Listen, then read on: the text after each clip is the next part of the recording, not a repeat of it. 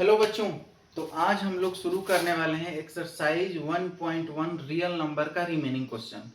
इससे पहले question number 1 और 2 बहुत डिटेल में डिस्कस किया गया था, ठीक है ना। उम्मीद करते हैं सबको समझ में आया होगा। अगर कोई भी आप लोगों को परेशानी हो रही है, नहीं समझ में आ रहा है, कोई डाउट आ रहा है, किसी अनदर बुक से डाउट आ रहा है, प्लीज कमेंट करें, उसका सॉल्यूशन मिलेगा, ठीक है। शुरू करते हैं क्वेश्चन नंबर 3, ठीक है। क्वेश्चन नंबर 3 में क्या बोला गया है, ये क्वेश्चन नंबर 3 है एनसीईआरटी का, ठीक है ना। क्वेश्चन नंबर 3 में बोला गया है कि किसी परेड में 616 सदस्यों वाली एक सेना की टुकड़ी को 32 सदस्यों वाले एक आर्मी बैंड के पीछे मार्च करना है। मार्च मतलब एक साथ जाना है, ठीक है। आर्मी बैंड को, जो कि 32 सदस्य का एक ग्रुप है, झुंड के साथ जाना है पीछे पीछे। कभी परेड हुआ हो तो देखिएगा, एक आदमी आगे जाता है, पीछे से पूरी सेना रहती है, ठीक है ना। तो यहाँ पे क्या बोला है, 32 सदस्यों वाले एक आर्मी बैंड के पीछे मार्च करना है। दोनों समूहों को समान संख्या वाले स्तंभों में मार्च करना है। उन स्तंभों की अधिकतम संख्या, इस पे नोटिस होना चाहिए। फिर से आ गया यहाँ पर अधिकतम संख्या। कभी भी अगर अधिकतम मान आ जाए तो हमेशा हम क्या निकालेंगे, HCF। तो कुछ भी नहीं करना है, दो सदस्य की संख्या हो गई, पहली सदस्य की संख्या कौन सी हो गई, पहली सदस्य की संख्या, सदस्यों की संख्या 616, दूसरी सदस्यों की संख्या, दूसरी सदस्यों की संख्या 32। अब इनको एक होना है, तो अब मेरे से क्या पूछा है, अधिकतम संख्या, स्तंभों की संख्या पूछा है मेरे से, ठीक है ना। तो अधिकतम स्तंभ की संख्या कभी भी निकालना हो तो हम क्या निकालेंगे, HCF। यहाँ पे साफ साफ दिखाई दे रहा है कि जो 616 है वो बड़ा है किससे, 32 से। तो अब हम लोग इन दोनों का क्या निकालने वाले हैं, HCF। HCF निकालने का बहुत सिंपल सा टेक्निक है। आप क्या करिए, सबसे पहले यूक्लिड, चूंकि HCF निकालने का और भी तरीका है जो नेक्स्ट एक्सरसाइज में हम लोग सीखने वाले हैं, लेकिन यहाँ पर इस एक्सरसाइज में हमको यूक्लिड डिवीजन लेमा का यूज करना है, ठीक है ना। तो यहाँ पे हम लिखेंगे यूक्लिड विभाजन प्रमेय से। क्या कहता है यूक्लिड विभाजन प्रमेय, A बराबर BQ प्लस R। ये लाइन लिखना ही लिखना है अगर आपको पूरा का पूरा नंबर चाहिए तो, जहां पे R का मान 0 से बड़ा होगा, नहीं तो 0 के बराबर होगा, और B से छोटा होगा, ठीक है। अब इसी पैटर्न पे हम लोग फॉलो करेंगे। छोटी संख्या 32 है और बड़ी संख्या 616 है, तो कहीं रफ में आप 32 को 616 से भाग दे दीजिए, क्योंकि ये नंबर सबसे छोटी संख्या 32 है और बड़ी संख्या 616 है। 32 दूना 64 ज्यादा हो जाएगा तो 1 टाइम लगेगा, और यहाँ पे हम लिख दिए 32। 11 में से 2 गया, 9 बच गया, और ये बच गया 5, 5 में से 3 गया 2। सिंपल, ठीक है। अब ये संख्या छोटी है तो ये संख्या अभी 6 बची हुई है, इसको लगा देते हैं। अब 32 में हम 9 से गुना करते हैं, 9 दूनी 18 की 8, हासिल ले 9 3 27 और 1 28, 288 आ रहा है, मतलब 9 टाइम लग जाएगा यहाँ पे। 9 दूनी 18 की 8, हासिल 1, 9 3 27 1 28, 288, और यहाँ पे लिख दिए 288। सिंपल। 16 में से 8 गया, बचा 8, 9 में 8 में से 8 गया 0, ये दोनों कैंसिल आउट। अब यहाँ पर रिमाइंडर बचा 8। सबसे पहले इसको लिख लीजिए आप। तो यहाँ से हम, ये मेरे लिए A हो गया, ये मेरे लिए B हो गया, ये मेरे लिए Q हो गया, और ये मेरे लिए R हो गया। और R का मान 0 के बराबर नहीं आ रहा है तो भाग अभी और बढ़ेगा, ठीक है। यहां से हम लिखते हैं 616 बराबर 32 गुने 19 और प्लस 8। चूंकि रिमाइंडर 0 के बराबर नहीं है तो कहानी अभी आगे और बढ़ेगी, और ये जो 8 है, इस 8 से अब हम 32 में भाग लगाने वाले हैं, और बहुत ही आसानी से 4 टाइम्स ये कट गया, और HCF कितना आ गया, 8, ठीक है। अब यहाँ से लिखने का टेक्निक क्या है, इस 32 को अब हम A बनाएंगे, तो 32 बराबर 8 गुने 4 और 0, प्लस में 0 है, यहाँ पे रिमाइंडर साफ साफ 0 दिखाई दे रहा है, तो HCF क्या हो गया, ये वाला नंबर B, क्योंकि ये BQ प्लस R ही तो होता है। समझ में आ रहा होगा।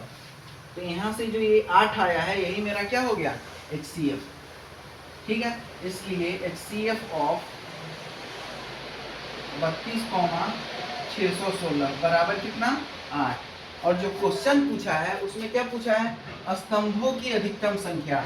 तो फाइनली हम लोग क्या लिखेंगे, इसलिए स्तंभों की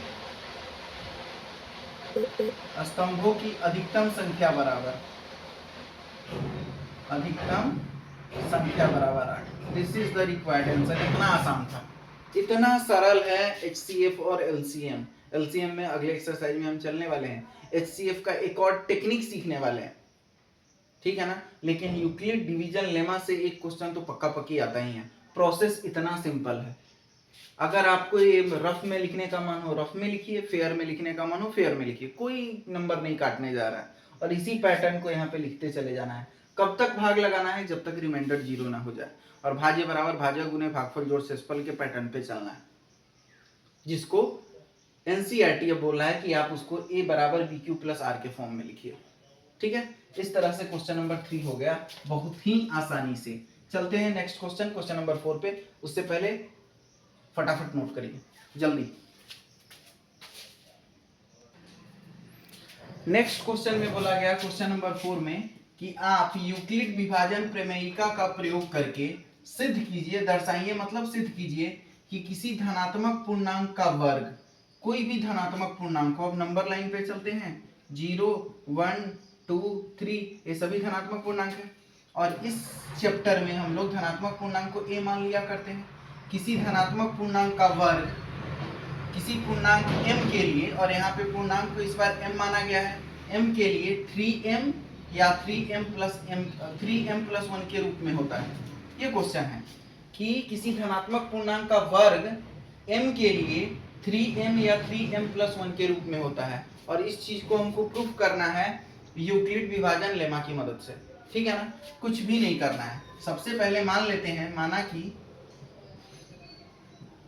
a एक धनात्मक पूर्णांक है, धनात्मक पूर्णांक है। सबसे पहला स्टेप यही करेंगे, मान लेंगे कि a एक क्या है, धनात्मक पूर्णांक है। ठीक है ना, अब यूक्लिड विभाजन प्रमेयिका से क्या करना है, लिख दीजिए जो है a बराबर BQ प्लस R, और R का मान लिखेंगे 0 से बड़ा या 0 के बराबर और b से छोटा। अब हमसे जो क्वेश्चन पूछा गया है वो 3m या 3m प्लस 1 के रूप में होना चाहिए। किस रूप में होना चाहिए, 3m या 3m प्लस 1 के रूप में होना चाहिए। मतलब किसी संख्या में हम 3 से भाग दे रहे हैं तो भागफल q और शेषफल r आ रहा है। ठीक है ना, और इस r का मान क्या होने वाला है, इस r का मान होने वाला है इस b से, यही तो b है, इस b से छोटा। तो r का जो मान आएगा यहाँ से लिखेंगे कि r का मान क्या आ रहा है, r का मान आ रहा है 0 के बराबर या 0 से बड़ा और 3 से छोटा। और 3 से छोटी संख्या कौन कौन सी होगी, r का मान या तो 0 आ सकता है, नहीं तो 1 आ सकता है, नहीं तो 2 आ सकता है, 3 नहीं हो सकता है। ये लाइन समझ में आया। 3 क्यों नहीं होगा, क्योंकि b का मान, इस b का मान r के बराबर 0 के बराबर हो सकता है इस r का मान, नहीं तो 0 से बड़ा हो सकता है, लेकिन b से छोटा होगा इस r का मान। और b क्या है, 3, तो 3 से छोटी ही संख्या कौन सी होगी, 0 1 और 2, क्योंकि r का मान 0 के बराबर हो सकता है, नहीं तो 0 से बड़ा होगा, लेकिन किससे छोटा, 3 से छोटा होगा। 3 से छोटी संख्या क्या हो गई, 0 1 2। अब एक एक करके हम r का मान 0 1 और 2 लेके चलेंगे और आपका रिजल्ट सामने आ जाएगा। ठीक है ना, सबसे पहले हम r का मान लेते हैं, क्या, r बराबर 0 लेने पर क्या हो जाएगा, यहाँ पे रखिए आपका जो फर्स्ट इक्वेशन है, इसको फर्स्ट इक्वेशन बोलते हैं। तो a बराबर क्या हो गया, b का मान कितना है, b का मान 3 है, तो 3q और प्लस 0, तो a बराबर क्या आ गया, 3q। a बराबर क्या आ गया, 3q। और पूर्णांक को क्या बोला गया है मानने के लिए, इस बार पूर्णांक को बोला गया है कि आप पूर्णांक को m ले लीजिए, कोई भी पूर्णांक को उसको क्या कंसीडर करिए, m। तो यहां से इस q पूर्णांक को हम क्या लिखने वाले हैं, m। तो यहां से a बराबर आ गया 3m। पहला क्वेश्चन खत्म। 3m के रूप में होना चाहिए। अच्छा यहाँ पे एक चीज और बोला है, पूर्णांक का वर्ग। यहीं पे क्वेश्चन खत्म नहीं हुआ है, यहाँ पे बोला गया पूर्णांक का वर्ग, ठीक है ना। अब समझिएगा बात को। तो a का मान आ गया, यहां से हम आगे बढ़ रहे हैं। a का मान आ गया 3q और बोला है पूर्णांक का वर्ग करने पर, पूर्णांक का वर्ग करने पर। तो पूर्णांक का वर्ग अगर हम करते हैं तो दोनों साइड वर्ग होगा। तो यहाँ से a का स्क्वायर a स्क्वायर हो गया और यहाँ से 3q का स्क्वायर हो गया। a का स्क्वायर a स्क्वायर, 3 का स्क्वायर 9 और q का स्क्वायर q स्क्वायर, ठीक है। अब यहाँ से नोटिस करिए a स्क्वायर बराबर हम इसको क्या लिख सकते हैं, 9 को क्या लिख सकते हैं, 3 इंटू 3q स्क्वायर लिखा जा सकता है। 9 को हम 3 इंटू 3 लिख सकते हैं, q स्क्वायर की जगह q स्क्वायर। अब समझिएगा पूर्णांक क्या माना गया है, m। पूर्णांक क्या होता है, बिना दशमलव वाली सभी संख्या पूर्णांक होती है। तो 3 के साथ ये q मल्टीप्लाई हो रहा है, इस इतना को हमको क्या मानना है, m, क्योंकि पूर्णांक माना गया है, बोला गया है मानने के लिए। तो यहाँ से a स्क्वायर का मान क्या आ गया 3 और q स्क्वायर वाले टर्म को हम m मान लिए। q स्क्वायर को ही नहीं माने, q स्क्वायर के साथ जो है मल्टीप्लाई हो रहा है 3m, ये भी तो पूर्णांक है। तो इस पूरे को हम क्या मान लिए m, और a स्क्वायर का मान क्या आ गया 3m के रूप में। पहला क्वेश्चन हो गया। अब इसमें बोला है 3m + 1, तो अभी r का मान तो अभी और बाकी है ना, r का मान 1 लेते हैं। अब हम लोग r का मान क्या लेने वाले हैं, r का मान 1 लेने पर r बराबर 1 लेके देखते हैं।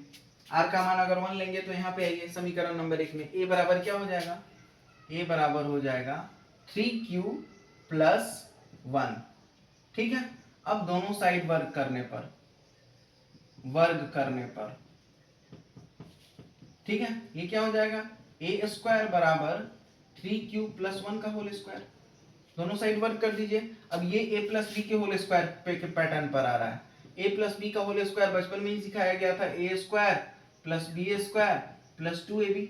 लगाइए यहाँ पर a स्क्वायर बराबर क्या हो गया 3q का स्क्वायर + 1 का स्क्वायर और +2ab, 2 into 3q into 1 2ab, a square + b square + 2ab। यहाँ से सॉल्व करिए, a स्क्वायर बराबर 9q स्क्वायर + 1 + 6q, ठीक है। लेकिन अभी तक ये इस रूप में नहीं आया, 3m + 1 के फॉर्म में नहीं आया। किसी न किसी तरीके से तो इस रूप में लाना है। चलिए देखते हैं कैसे लाएंगे। अब हम q वाले टर्म को एक साथ ला रहे हैं, 9q स्क्वायर + 6q + 1 लिखा जा सकता है। अब इतने पार्ट को हम में से 3 कॉमन ले रहे हैं। जैसे ही 3 कॉमन लिए क्या आ गया 3q स्क्वायर + 2q और प्लस का 1, ठीक है। अब q स्क्वायर को क्या माना गया है, q को क्या माना गया है, q पूर्णांक है जिसको क्या मानना है, m मानना है। हम नहीं बोल रहे, क्वेश्चन वाला बोल रहा है कि पूर्णांक को m लेना है, ठीक है ना। तो जो भी पूर्णांक है सारा का सारा क्या आ गया, इसके बदले हम क्या लिख सकते हैं m। तो यहां से क्या आ गया 3m + 1 के रूप में आ गया a स्क्वायर का मान। अभी भी एक टर्म बाकी है, कौन सा, r का मान 2 लेने पर। तब क्या आएगा, तब भी यही आना चाहिए। आइए चेक करते हैं। अगर हम लोग m का मान, इस बार क्या लेना है, r का मान 2 लेना है, r का मान ले लीजिए 2 और चेक करते हैं क्या हो रहा है। a बराबर क्या हो जाएगा 3q + 2, ठीक है। दोनों तरफ वर्ग करने पे क्या आएगा a स्क्वायर प्लस, अब यहां से समझिएगा, यहां से 3q + 2 का होल स्क्वायर होने वाला है। अब a + b का होल स्क्वायर यहाँ पे लिखा हुआ है a square + b square + 2ab, ठीक है ना। लगा दीजिए यहाँ पे, डायरेक्टली अब हम लिख रहे हैं। तो a का स्क्वायर क्या हो जाएगा 9q स्क्वायर + 2ab, 3 दूनी 6, 6 दूनी 12q और +b स्क्वायर, 2 का स्क्वायर 4। उम्मीद करते हैं लाइन समझ में आया होगा। 9q square + 12q + 4, a square + 2ab + b square, ठीक है। यहां से अब आगे, यहां से इसको हम क्या लिख सकते हैं 9q स्क्वायर + 12q प्लस इस 4 को हम लिख रहे हैं 3 + 1, लिखा जा सकता है 4 को 3 + 1, कोई दिक्कत नहीं है, लिखा जा सकता है, ठीक है ना। अब यहाँ से इतने टर्म से हम 3 कॉमन ले रहे हैं, जैसे ही हम यहाँ से 3 कॉमन लेंगे क्या आ जाएगा, 3q² प्लस 4q प्लस 1, और यहाँ पे बाहर क्या है इसके, प्लस 1।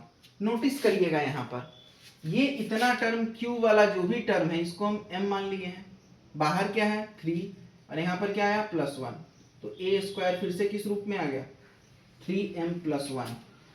ये क्वेश्चन अच्छा इसलिए है क्योंकि यहाँ पे हम 4 को 4 ना लेकर के 3 प्लस 1 लिए हैं। रीजन क्या है 3 प्लस 1 लेने का, 4 को 4 ना लेकर के 3 प्लस 1 क्यों लिखा गया है, ताकि 3 प्लस 1 लेने से 3 कॉमन आ जाए, और 3 9 का मल्टीपल होता है, ठीक है ना। तो 3 आसानी से कॉमन लिया जाएगा और ये फिर से 3m प्लस 1 के फॉर्म में आ गया। आपके सामने में प्रस्तुत है क्वेश्चन नंबर 4 पूरा का पूरा कंप्लीट। उम्मीद करते हैं ये क्वेश्चन भी बहुत आसानी से और बहुत ही बारीकी से आपको समझ में आया होगा। फटाफट नोट करिए, चलते हैं इस एक्सरसाइज के लास्ट क्वेश्चन, क्वेश्चन नंबर 5 पे। फटाफट नोट करिए। शुरू करते हैं इस एक्सरसाइज का लास्ट क्वेश्चन, क्वेश्चन नंबर 5, जिसमें बोला गया है यूक्लिड विभाजन प्रमेयिका का प्रयोग करके आप सिद्ध करिए कि धनात्मक पूर्णांक का जो घन होगा, क्यूब होगा, वो 9m प्लस 1 या फिर 9m प्लस 8 के रूप में होगा, ठीक है ना। किस रूप में बोला गया है कि धनात्मक पूर्णांक का जो घन होगा, सबसे पहले तो हमको मानना पड़ेगा कि माना कि धनात्मक पूर्णांक क्या है, माना कि धनात्मक पूर्णांक a है। धनात्मक पूर्णांक a होने का मतलब क्या है, a ग्रेटर देन 0, a का मान 0 से बड़ा होना चाहिए। अब यहाँ पर हम लोग लगाएंगे यूक्लिड विभाजन प्रमेयिका, यूक्लिड विभाजन प्रमेय से। क्या कहता है यूक्लिड विभाजन प्रमेय कि a बराबर bq प्लस r, और इस r का मान क्या होना चाहिए, r का मान क्या होना चाहिए, r का मान होना चाहिए 0 से बड़ा या फिर 0 के बराबर और b से छोटा। अब मेरे सामने चैलेंज है कि b क्या होगा, क्योंकि ये तो 9m के फॉर्म में होना चाहिए। अगर हम देखें यहाँ से तो a एक धनात्मक पूर्णांक है जिसमें हम 9 से गुना कर रहे हैं, 9 से भाग दे रहे हैं, तो फिर कुछ q आएगा और कुछ रिमाइंडर आएगा। अब यहाँ से अगर देखें तो r का जो मान आएगा वो 9 से क्या आना चाहिए, 0 से क्या आना चाहिए, बड़ा आना चाहिए या फिर 0 के बराबर, और 9 से छोटी आनी चाहिए। 9 से छोटी संख्या तो 0 1 2 3 4 से अप टू 8 तक आएगा, ठीक है ना। तो बहुत लेंदी क्वेश्चन हो जाएगा है। तो हम लोग क्या दिमाग लगाते हैं कि जो ये r का मान है वो 0 के बराबर होना चाहिए या 0 से बड़ा होना चाहिए, और इस 9 को क्या हम 3 का वर्ग लिख सकते हैं, क्योंकि ये 3 का मल्टीपल है। तो यहाँ पे अब हम r का मान 9 ना लेकर के क्या लेंगे, 3 लेंगे, क्योंकि 3 का वर्ग भी 9 ही होता है। तो ये r का वैल्यू हम आसानी से 3 ले सकते हैं, 9 ना लेकर के हम क्या लेंगे, 3 लेंगे। क्वेश्चन बहुत सरल तरीके से और आसानी से हो जाएगा। समझ में r का मान 3 क्यों लेना है। तो यहाँ पे जो हम r का मान लेने वाले हैं वो क्या लेने वाले हैं, 0 से बड़ा या 0 के बराबर और 3 से छोटा। 3 से छोटा कौन कौन सा मान होता है, तो r का मान आ जाएगा 0 1 और 2। बस ये क्वेश्चन में ट्विस्ट था। यहाँ के बाद तो कुछ भी नहीं है, पहले जैसा है, यहाँ के बाद कुछ भी नहीं है। आप लगाइए फॉर्मूला में, ठीक है ना। तो यहाँ से अगर हमको लिखना हो तो हम क्या लिखेंगे, r का मान सबसे पहले ले लीजिए 0, r का मान जैसे ही 0 लेंगे a बराबर क्या आ जाएगा, a बराबर क्या आ जाएगा 3q, a बराबर आ गया 3q प्लस 0, ठीक है। अब 3q में 0 जोड़ेंगे फिर से 3q आ जाएगा, इसको समीकरण नंबर 1 बोल दिए। और बोला गया है कि जो भी पॉजिटिव इंटीजर आया है, धनात्मक पूर्णांक आया है a, ठीक है ना, इसका क्या करिए आप, क्यूब करिए। तो यहां से a का क्यूब क्या हो गया 3 क्यूब के बराबर, ठीक है ना। यहां से a क्यूब क्या आ गया, 3 का क्यूब क्या होता है 27, क्यूब का क्यूब, 3 का क्यूब क्या हो गया 3 इंटू 3 इंटू 3, 3 3 9 3 27, और क्यूब का क्यूब, ठीक है। अब यहां से हमको किस रूप में चाहिए, 9m के फॉर्म में चाहिए। क्या यहां से 9 कॉमन लिया जा सकता है, तो ये क्या हो जाएगा 3 क्यूब का क्यूब, कुछ नहीं कि 27 में से 9 को कॉमन ले लिए हैं तो 3 क्यूब हो गया। अब q को क्या बोला गया है, पूर्णांक को किस रूप में बोला गया है, m के फॉर्म में, m के फॉर्म में, पूर्णांक इस बार भी m के फॉर्म में है, तो यहाँ से हम 9 की जगह 9 लिखिए और इस पूरे क्यू स्क्वायर को क्या लिख दिए, m। a क्यूब धनात्मक पूर्णांक 9m के फॉर्म में आ गया। पहला तरीका तो मिल गया हमको, पहला जो क्वेश्चन था वो मिल गया। अब आते हैं दूसरे तरीका पे, जब हम r का मान क्या लेने वाले हैं, r का मान 1 लेने वाले हैं। जैसे ही r का मान 1 लेंगे, a बराबर क्या आ जाएगा, 3q + 1, ये समीकरण नंबर 2। अब यहाँ पे घन करना है दोनों साइड, क्योंकि धनात्मक पूर्णांक का क्या बोला है, घन करने पर, तो क्यूब करिए तो क्या होगा, a का क्यूब a क्यूब, और यहाँ से आ गया 3q + 1 का होल क्यूब।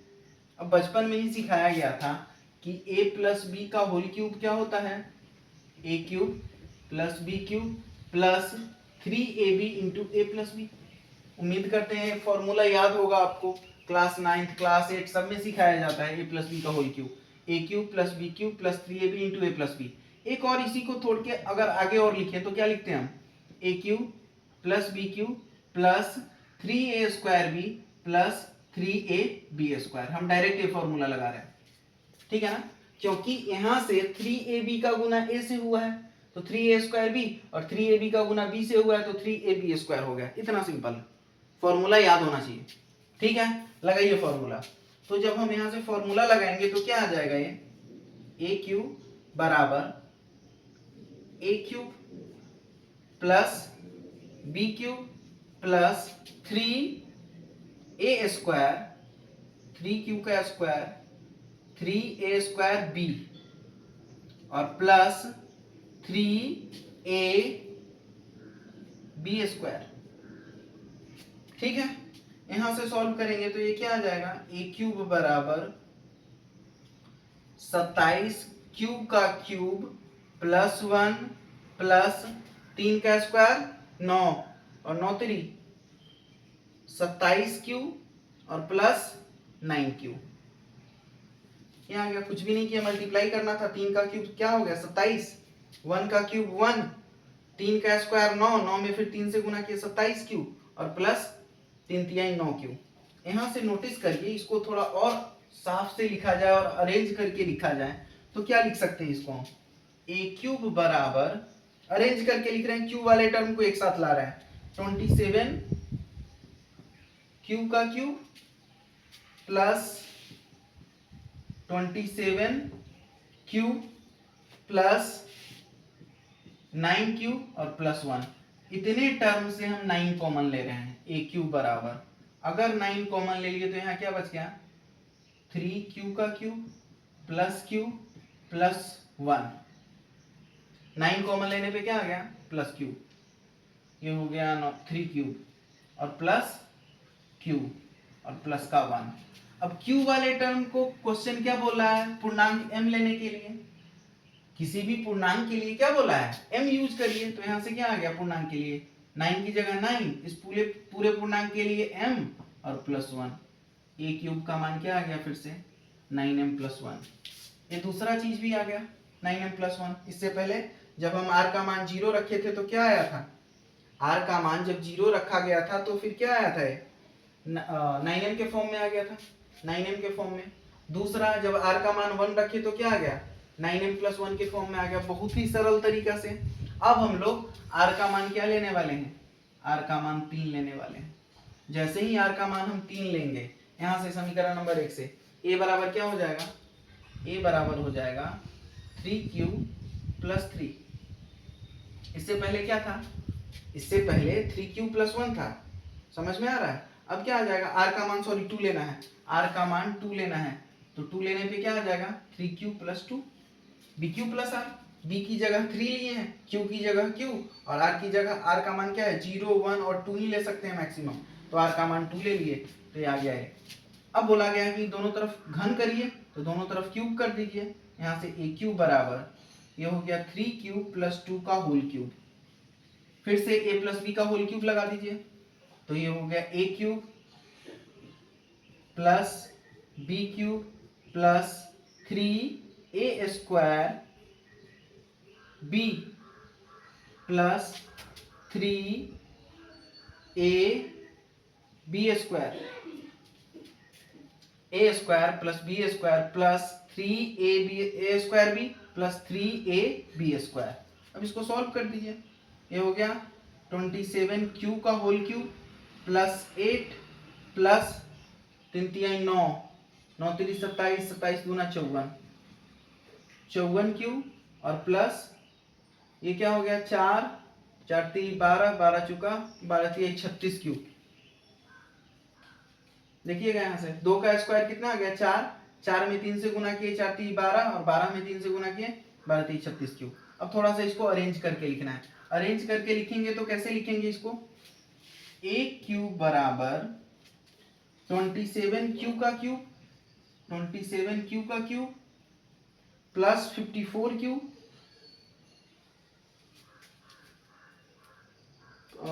3 का स्क्वायर 9, 9 दूनी 18, 18 3 54 Q square plus 54 Q square plus 36 Q और प्लस का 8। समझ में आ रहा होगा, कुछ भी नहीं था, इसको अरेंज करके लिखती हैं। ठीक है, अब यहाँ से फिर हम क्या कॉमन लेने वाले हैं, 9 कॉमन लेने वाले हैं इतना से। जब 9 कॉमन लेंगे तो क्या आ जाएगा 9 3 27, 3q का क्यूब प्लस 9 6 54, 6q स्क्वायर और प्लस 9 चौका 36, 4q और प्लस का 8। अब q स्क्वायर वाला जितना टर्म है इसको हम क्या मानेंगे, m मानेंगे।